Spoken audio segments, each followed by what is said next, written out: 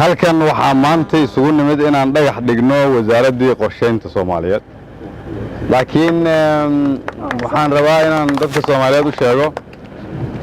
halkan saddex arrin baa aniga iiga muuqata koow wasaaraddan gudaheeda geshid markii la dhisay 70-meeyadii weli waxaa muuqda iftiin ah sida ay wax u dhisaan iyo hamiga ay ka qabeen dawladnimada intuu la arkaa markii meesha lagu dhisay lagama helo guryaha maanta magaalada lagu dhiso waxa kale ka muuqata meeshaas waxa aan duminay inta ay leeyihiin siday meeshaan ahaan jirtay xoogga lagu dhisay iyo xoogga aan gelinay si aan u duminay waxa kale muuqata maanta rajaye iftiin inaan rabno inaan ku soo celino siday ahayd wasiirka waa u mahad celinaya dadaalka dheer uu bixiyay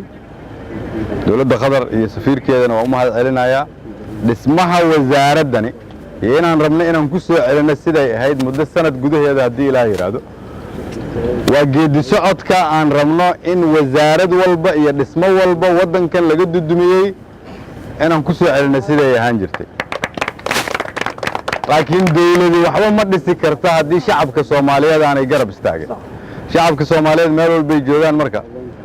iyaga laftoodu waa inay go'aan ka gaaraan inay rabaan inay wax dhisaan iyo inay wax dumiyaan